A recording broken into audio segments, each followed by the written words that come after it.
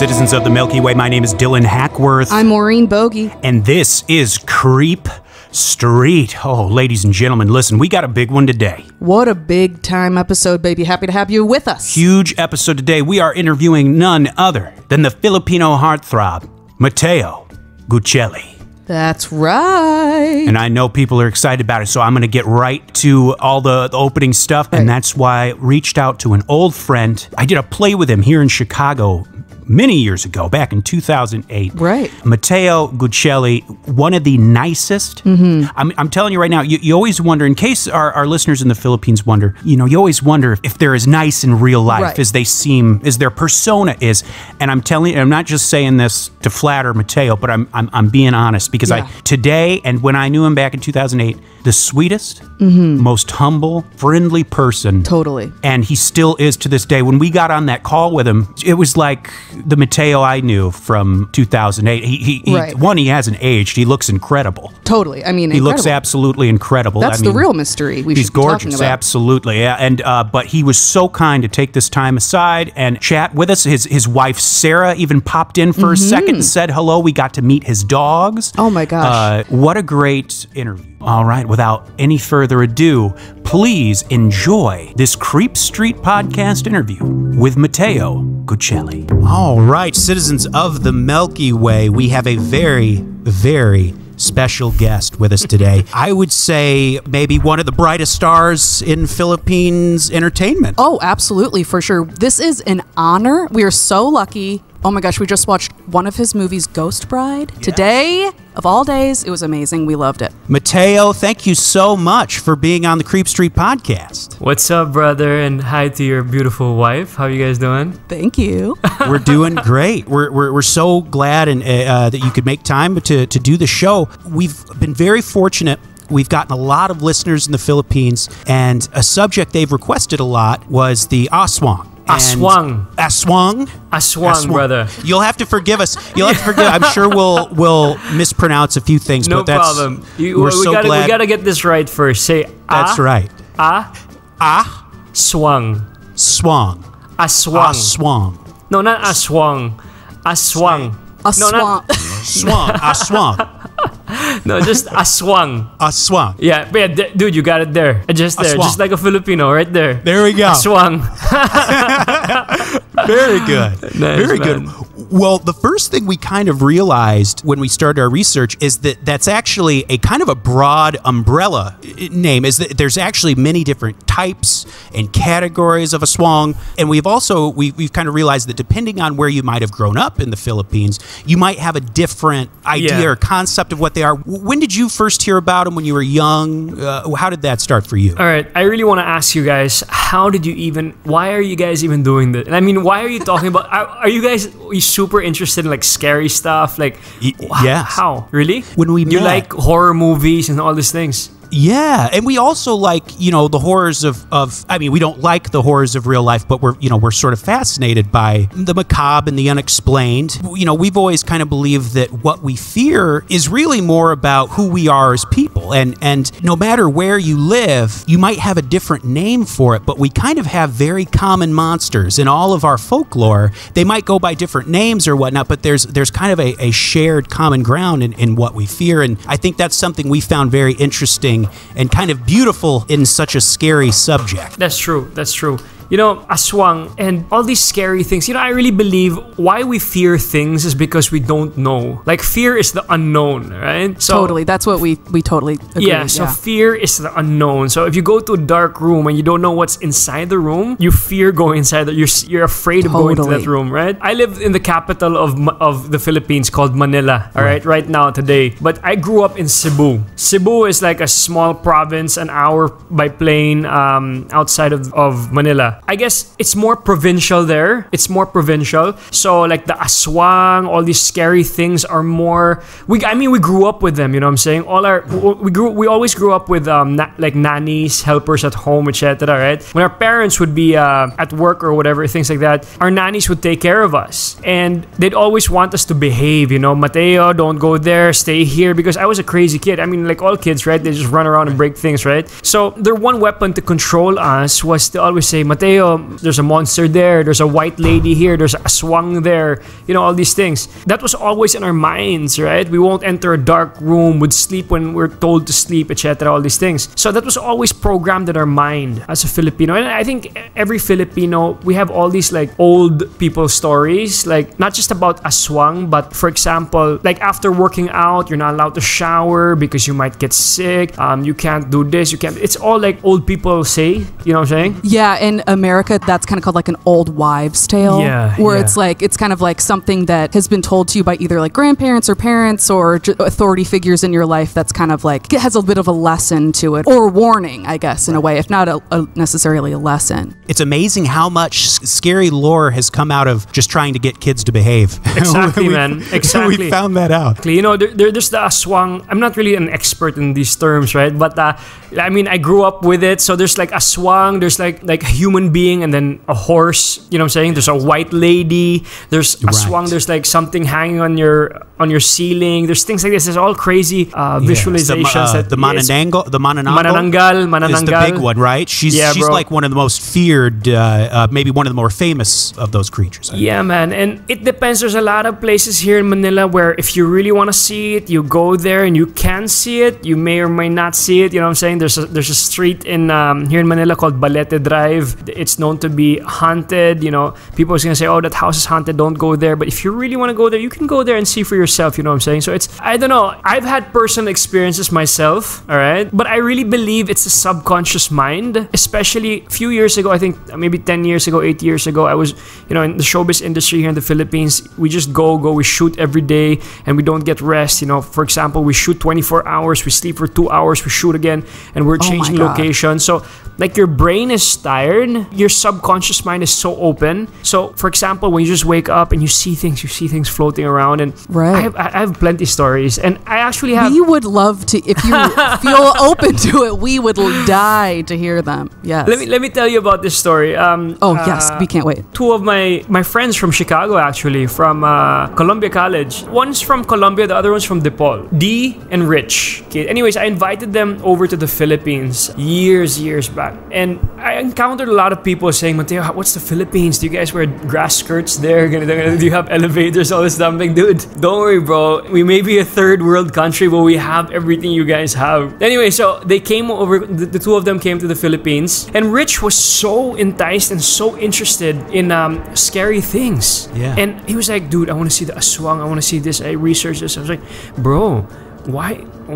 I mean, if you ask for it, it will really come. If you ask for it, it will really come. You're opening the doors for them to come. Yes, I 100% believe you. Like, make yourself available for that, and they can sense it. They know that you are looking. Oh my gosh! And one time, D and I were watching a football game on TV, and Rich went up ahead. We had a couple of beers and stuff, and Rich went upstairs, and they were staying in my guest room, both of them together. And Rich was staying on the floor, in the mattress on the floor, D on the bed. And I said, bro, I have taping tomorrow, I have work tomorrow, we gotta go to bed. So I went up to my room and I was changing, and D comes running to my room and says, yo man, I think Rich is possessed, man. He's going nuts. I was like, what? Whoa. What are you talking about? Yeah, dude, he's like shouting and stuff. I was like, come on, man, stop it, man. Come. So I run to the guest room, and he's on the floor in the mattress, and he's like in a fetal position like this, and just breathing so hard. Wow. And I'm like, Rich. He's like, no. And wow. I thought he was messing with us, right? I thought, dude, maybe this guy had too much to drink. So I was like, dude, stop it, man. If you don't stop, I'm gonna call the cops, or I'm gonna take you to the hospital now. Because I thought he was, it's like, this is serious, dude. Right. I thought he was flipping out. So he was like, and then I asked dude, I'm gonna punch this guy if he doesn't stop. And I told Rich, I'm gonna punch you if you don't stop, man. And he was like, no. And really breathing like a horse. And I started getting scared because I said he's not drunk. He might. I was trying to connect the dots. I was like, dude, this guy has been attracting all these aswangs, manananggal, and everything. And he's such an open soul that he's attracting it. I asked D, I was like, dude, do you pray? Do you believe in God? Do you pray? He was like, yeah, man. So I was like, dude, let's pray, bro. And so we sat on the bed, and then we're closing our eyes, and D puts his hand up and starts praying over Rich. And when he starts praying, Rich's voice changes. Like, he goes deeper. He goes, no. Wow. Dude, I swear, bro. I swear. Did he remember anything when he... Wait. We'll get there. Okay. And then, so I was closing my eyes, and then it was kind of funny but serious. But, you know, I didn't know how to react because D was so into his prayer, and Rich was so into his thing. And me, I was thinking, is this a joke or is this reality? Is he really getting possessed? What's really happening? So he was praying, you know, God, if there's something in there, please. And I had to open my eyes because what if Rich would just jump on us, right? So I was ready to just hit him in the face. So I was opening my eyes, and I looked at Rich, and he was like, no. The whole time he was praying, he was saying no already. Like, no. Wow. Dude, Dylan. Wow. And so I go up to him. When he stopped, amen and everything, he stopped saying no. And he stopped his heavy breathing. So I went up to him, I opened his eyes, and I saw black again. Before that, maybe a few minutes before, when I opened his eyes, it was all white. So when I opened his eyes, after praying and everything, and his breathing stopped, I opened his eyes, and it was normal. And then I said, okay, D, I think we're also he's normal. So I stand up, and I pretend it's morning. I pretend it was 4 a.m. It was 4 a.m. I had to leave. So I say, hey guys, come on, wake up call, let's go. I gotta go to work. Everybody's gonna come with me. Dude, Rich just stood up like nothing happened. Really? And then we really walked downstairs to my kitchen. And I was like, dude, let's go now. And I was like, oh, it's so early, man. He said, and I was like, dude, I'm just joking, dude. It's still freaking 2 in the morning. We go back up. Let's go out to sleep. I said, oh, okay, dude, I'm really tired. He said, so we go back and we slept. In the morning when we woke up around 8, 9, I asked him, dude, do you remember what happened to you last night? I was like, what, dude? Dude, you're possessed, man. You're out of your mind. I was like, dude, I really don't remember, dude. He did not know anything. That is incredible. I cannot believe that you saw that his eyes were white. Dude, that is so scary. His eyes, his voice, the tone of his voice. This guy's like a typical college dude that, you know, hi guys, how are you? You know, and he just changes and goes, you know, this voice, a scary voice. That is frightening. I would freak out. I know that you have a lot, or you have more than one dog, right? Yeah. We have three dogs. Three dogs. So sweet. Do they ever have you noticed that, have they ever reacted to anything? Like, were they there? That's what they say, right? When there's dogs can feel, dogs can bark at walls, etc. I mean, dude, if you really believe in these things, maybe it might be true. I mean, if you really put your mind and soul into it, oh, there's really something there. Okay, there's something there. But if you really have trust and confidence, for me, look, there was a part of my life where I was freaked out. Like, I couldn't sleep alone. I had to go to church. I had to talk to a priest. Dude, it was nuts. There was a time, I have another story. I was with my uncle. I rode the car, and then they took a picture of me, and there was a girl sitting beside me. Wow. Dude, it was a burnt girl, and my uncle freaked out. He sent back the Range Rover to the Range Rover and said, I'm not taking that. And I couldn't sleep that year. We had US tours. No, we were going to America doing concerts, etc. And one of our guests, one of my buddies, I was like, dude, I'm sorry, man, but I'm totally straight, but I think I gotta sleep with you tonight because I'm so freaked out. I can't sleep alone. So, dude, I was talking to priests. I was praying and all these things, and it messed me up in my mind. I was so scared, and you know, I think I also believe that there was a time I was working so much, like every day, no sleep. So I was imagining a lot. I was thinking. So my subconscious mind was so open that I was just thinking about dwarfs walking past me and things like that, you know what I'm saying? And you always hear that these, whatever they are, they might be drawn to someone who's maybe mentally, physically exhausted. Someone like you, or someone who maybe had a recent trauma, you know, maybe a death in the family or something they're grieving. We've found in the stories we've covered, it's almost like they're food in a way. They feed off of that fear and that anger and loneliness. Dude, one time my grandfather passed away. When my grandfather passed away, I think 10 years, maybe 8 years ago or something like that. We were in my house. I was standing up, my sister and my aunt was sitting down. And then we're just talking, you know, my grandfather just passed, I think a week or two, etc. or something like that. And then there was like an airplane that just passed. The garden had a white light, like boom. And then I looked down, and then there was a dust with sparkling stuff, like just crossed me, like. And I looked down, and I thought I saw it myself. So I kind of froze, and I looked up to my sister George. I was like, "Did you see that?" And I was like, "Yeah." And then I looked at my aunt and was like, "Dad, did you see that?" "Yeah." And I was like, I didn't freak out yet. I was like, "What did you guys see?" "That white dust that just passed you, Matteo." Dude, I felt like my feet was cemented to the floor, dude. Oh, I bet. I was like, oh, I couldn't move. And I just screamed. I was like, guys, come! You know. And then after I moved and everything, I was freaked out. When my other uncle passed away, we were in the funeral parlor, right? And it was an interesting story because my mom's side, there's so many siblings, and then it was the last day, and then the next day would be buried and cremated. So my two aunts would walk out the room, and then there was my uncle's best friend was sitting down, and he just showed up the last day, and he stood up, and my aunts were like, hey, you know, he's gonna come to you because he just showed up now, blah blah, you know, just joking around, right? I was like, oh, don't say that, and dude, after a while I saw my aunt's hair just like flick up. And then my aunt goes, Matteo, don't do that. I was like, aunt in Filipino was tita, okay? Right. Tita. Okay. So I'm like, tita, I didn't do anything, I'm so far.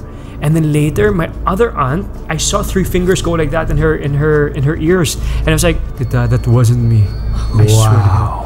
Dude. Wow. You know, when people pass away or, you know, things like that, there's always moths around. There's always moths. Have you guys experienced that? I've read about this. Yeah. When somebody passes away or some loved one passes away, there's always like a black moth, like in your stairwell or like on the door. You know what I'm saying? For a few weeks.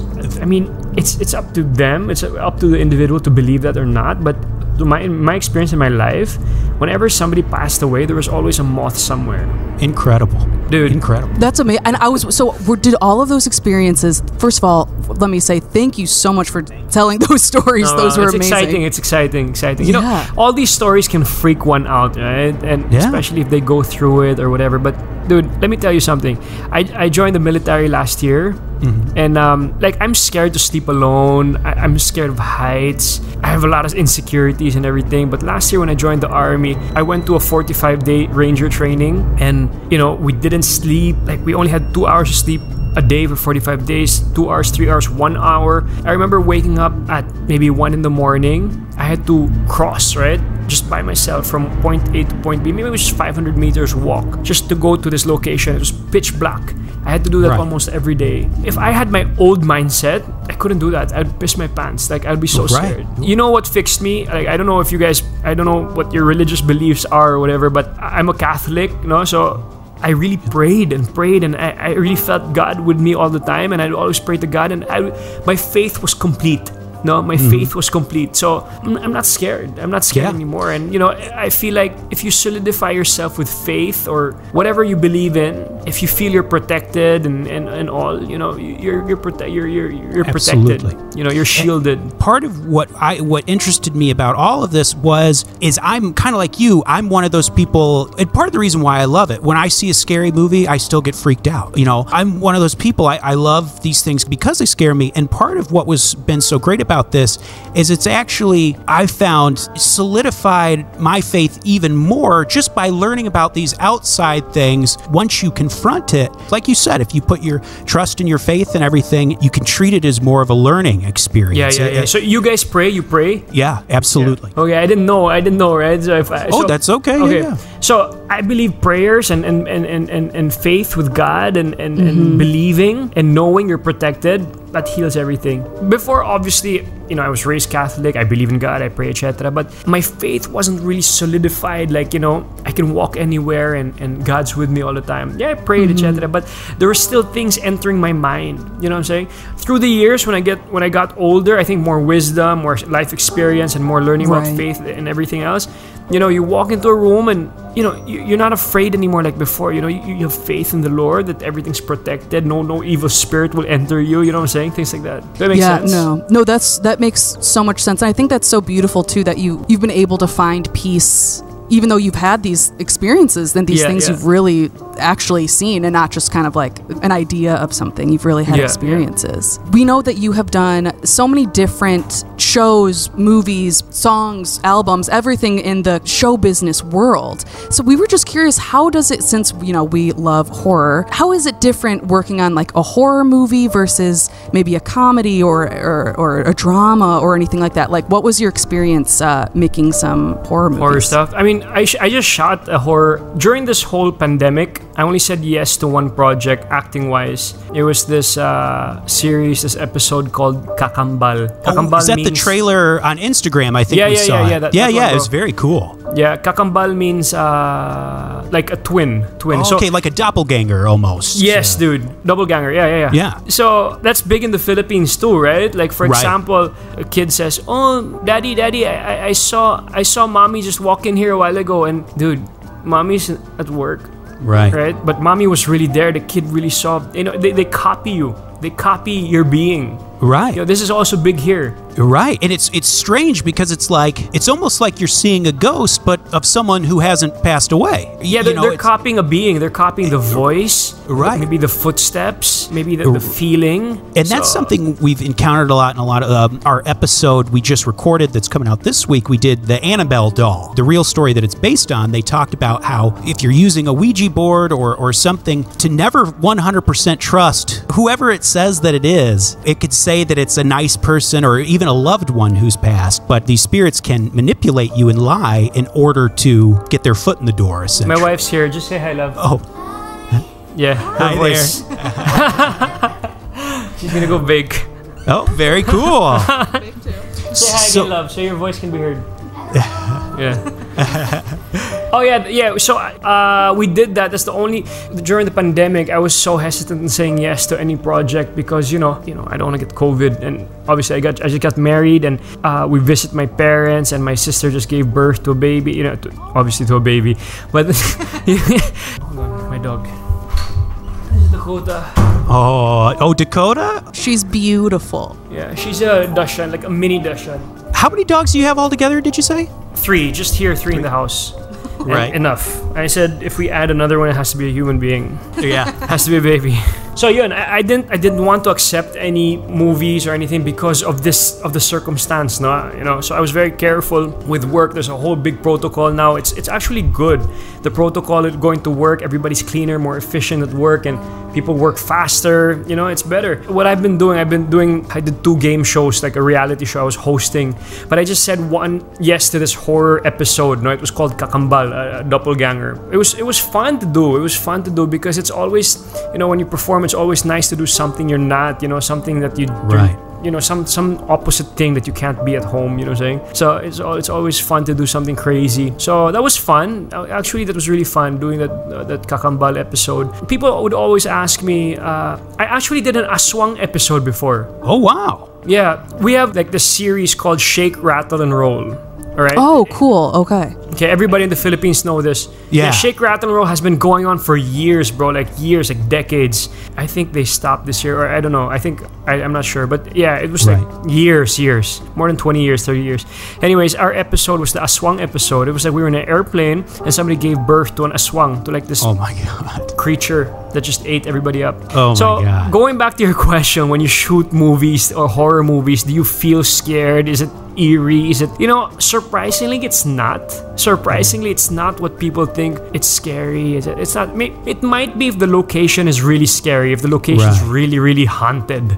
You know what I'm saying? If the whole environment feels scary. But in my experience, shooting Aswang, we were shooting inside an airplane. The Kakambal, we were shooting inside like a school controlled environment. So it wasn't really scary. Is there anything coming up that that you're excited about? Any projects, whether it's music or acting, anything on the horizon? Right now, bro, currently, I have a show here in the Philippines. It's called Born to be a Star. I'm the host. Do you know Masked Singer? Do you have the show in America, Masked Singer? So we did Masked Singer here, season 1 a few months ago. I think we're doing a repeat. I'm a judge there, naman. I'm like a judge. So next, I think in a few months again, we're gonna do another run of Masked Singer. Everything's more social media now, bro. Videos on social media, and also like I said a while ago, we're planning my podcast very soon. So I'll invite you guys. We can talk again. Absolutely, we'd love to. Yeah, thank you. That podcast is exciting. Do you have a name for it yet? Working title is Matt Runs. Very nice. But it's not literally running. It's conversations that runs with Matteo. With Matteo, yes. I love that. And my wife actually, we just did her concert a few weeks ago. It's called Tala. Tala means star. All right. Okay. We're doing a repeat May 1 and May 2. Very nice. We're doing this because for the Philippine audience abroad, in America and stuff. I think in America it's May 2. I'll send you the link, bro. Absolutely. That's awesome. It's like a film concert. Super cool. And just really quick before we let you go, thank you so much for taking all of this time to talk to us. Did I talk too much? No. Matteo, thank you so much for doing this. We really appreciate it. Anytime, man. Thanks also. Thanks. I hope everybody's enjoying or enjoyed our stories. Absolutely.